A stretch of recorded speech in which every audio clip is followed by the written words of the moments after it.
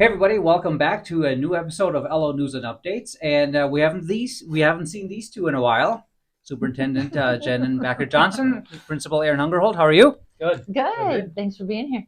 Construction is about to come upon Leroy here very soon. I think about May or so is when the big Highway 56 project will commence here in town, and of course that will affect the school. We are right on Main Street here. Some big things already have happened as sort of a prelude to it.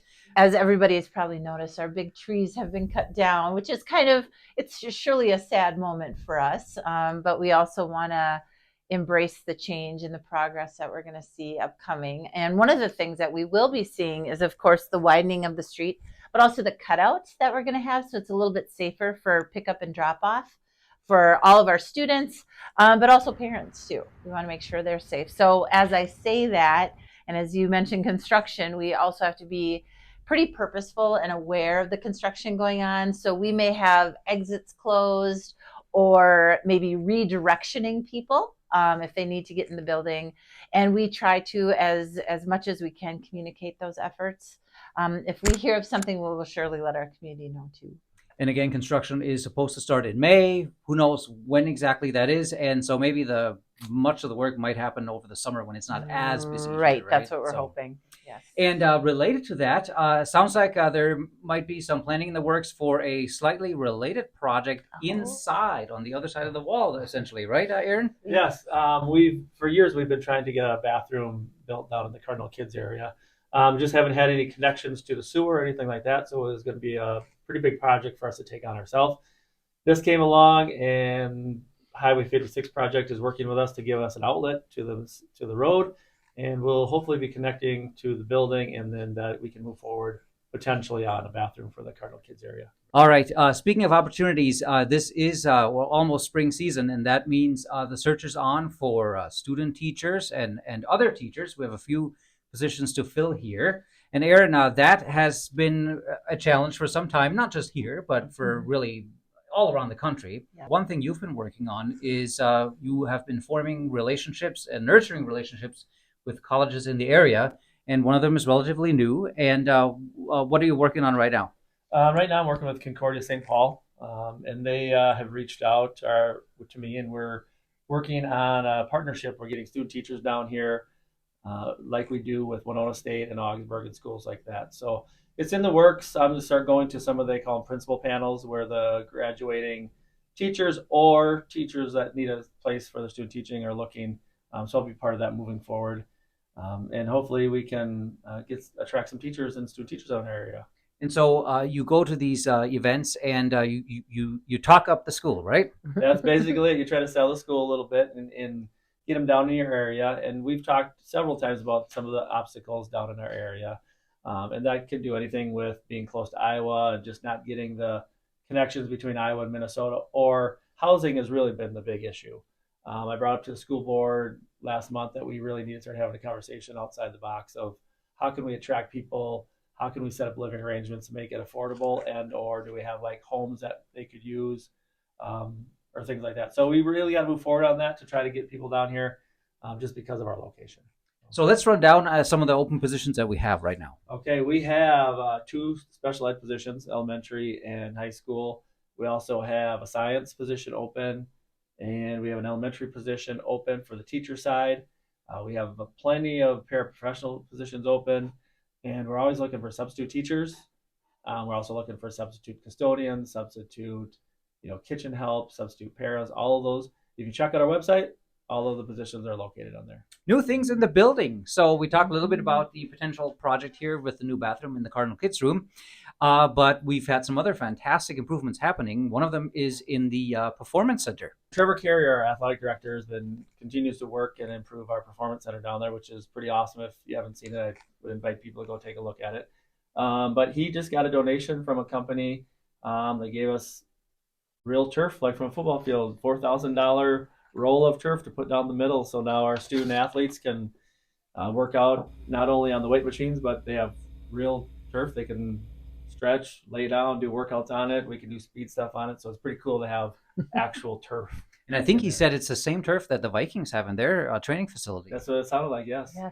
And I was walking on it just the other day when I interviewed him, and it is like walking on clouds. So Yeah. I can only imagine the difference it made from Yeah. from what used to be sort of this sort of thin patio type Yeah. covering. So okay, very well. For a while now, we've had a couple of what do you call them? Activity centers. Yeah. And what are those about? We have an art center.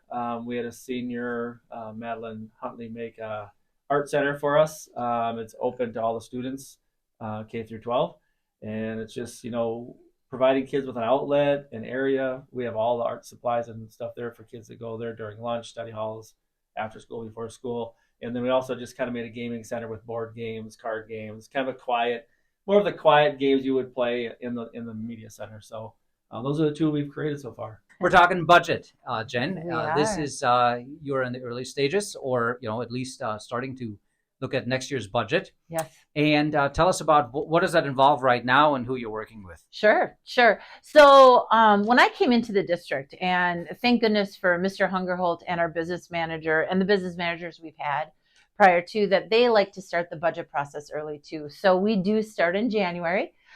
Business management, Mr. Hungerholt, myself meet weekly. So every Tuesday we meet and start talking about numbers. Again, we are just in our infancy stages. Granted, it's early, but we are looking at our enrollment. We're looking at curriculum needs, looking at facility needs, as you mentioned earlier. We, all of that is wrapped into our conversations every week. The day-to-day operations essentially is what we talk about. And so we start really big picture and then just start breaking it down into where we think we need to be to formulate and create a really healthy budget that not only we internally can live with, but also externally, because we want to be obviously very cognizant and respectful of our community at large and what their needs are and how much we can take from them in terms of our tax base. So we have to be careful with all of that plays into every decision we make. So, And we should stress that, if I recall from the various audits and reports, the district is in a very healthy financial state. yes. Not only are we well within policy related to all our monies, but so far in the years I've been here, and I'm confident prior to that too, we have come back with clean audits. So we're doing very well right now. Granted, yes, we can always do better, and we'd love to have a fantastic fund balance of 50%. But that's not reality anymore in Minnesota schools, especially post-pandemic. But we are well within our 3-month policy. We're at that between 20 and 30% roughly, having that nice fund balance to keep us survivable. Let's put a shout out to Sharon Peterson, the lovely newish business manager, who isn't necessarily always here in the building, but very much open to questions and explaining things to the public.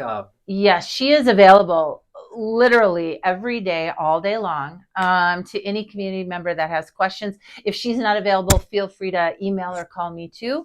Anything related to our budget, money, audit, finances in general, just give us a call. Not a problem. But yeah, she has been wonderful to have here. We're very lucky. Aaron, another thing that you're focusing on soon anyways is spring assessments. Tell us what's coming up. What should students prepare for? Why is it important for the district? Well, the MCA testing is coming up, and that's kind of how the state grades your school. Granted, it's a one-day test, but that's the tool they use. The window's open in March. We usually like to test later in the window to give us the most amount of instructional days we possibly can.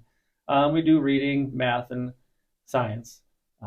So we're going to get ready for those. We'll be sending out letters kind of preparing the parents. Hey, how can you help your kids study? How can you get them prepared? A good night's sleep. And I think we do a good job preparing the kids because we provide breakfast those days too. So it's kind of neat. We run a different schedule in the morning to really focus on the testing piece, feed the students, and get them ready to take the test. And then if any parents are watching, the results are really, it's going to take some time to get the results. Yes. Usually not. I think we get those colorful sheets not until the fall, really, Yes. right? Yeah, we get the following year, which sometimes it's tough to utilize. So kind of off subject with the same topic that's why we use our IXL testing. That shows the students' growth throughout the year, and that's what we really use during the school year to drive our instruction. And we're hoping that the IXL scores match up with the MCA scores to make it relevant. So we'll be looking at that as well.